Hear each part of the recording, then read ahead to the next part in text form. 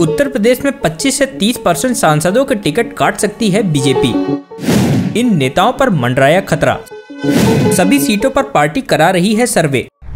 नमस्कार दोस्तों, मैं रत्नम सिंह और आप सभी का ट्रिगर न्यूज में स्वागत है। लोकसभा चुनाव 2024 को लेकर बीजेपी महाजनसंपर्क अभियान चला रही है, जिसमें पार्टी के तमाम बड़े नेता लोगों को मोदी सरकार के 9 साल काम और योजनाएं गिना रहे हैं। वैसे तो ये अभियान 30 जून तक ही पूरा होना था, लेकिन नेताओं की उदासीनता के चलते इस कार्यक्रम को 18 जुलाई तक के लिए बढ़ा दिया गया। ऐसे में पार्टी के वरिष्ठ नेता ने इस पर नाराजगी भी जाहिर की है। तो वहीं अब पार्टी के सर्वे के बाद 25 से 30% सांसदों के टिकट पर संकट गहरा गया है। बीजेपी के सर्वे में ये बात सामने आई है कि महाजनसंपर्क अभियान में 25 से 30% सांसदों की लापरवाही की वजह से इसकी समय सीमा को बढ़ाना पड़ा है, जिसके बाद अब इन नेताओं की टिकट पर तलवार लटकने लगी है।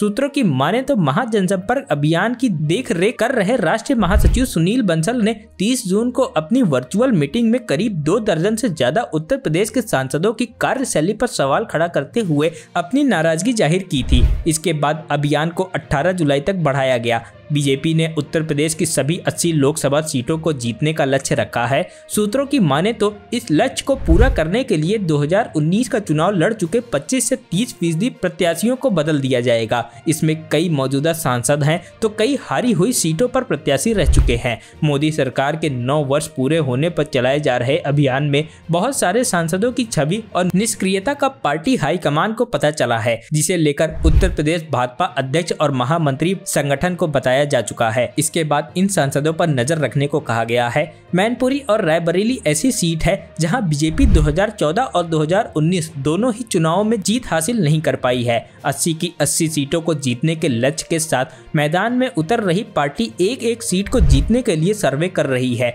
सर्वे में मौजूदा सांसदों की जनता में पकड़ के साथ छवि का आकलन भी किया जा रहा है। साथ ही संभावित नए प्रत्याशियों की भी रिपोर्ट तैयार की जा रही है। महाजनसंपर्क अभियान में भी पार्टी के सांसदों की जनता में पकड़ और क्षेत्र में सक्रियता सामने आ रही है। करीब 2 दर्जन लोकसभा क्षेत्रों में अभियान के तहत हुई रैलियों में 5000 लोग भी नहीं आए, जबकि लक्ष्य कम से कम 10,000 का रखा गया था। नए गठबंधन के सहयोगियों को सीटें दिए जाने की वजह से भी भाजपा के प्रत्याशियों के टिकट कटेंगे। सुबह सपा के संभावित गठबंधन अपना दल निषाद पार्टी के प्रत्याशी भी लोकसभा चुनाव में लड़ेंगे। 75 साल की आयु सीमा भी लागू है। ऐसे में सब मिलाकर 25 से 30% के टिकट पर संकट गहरा रहा है। Bureau report, trigger news.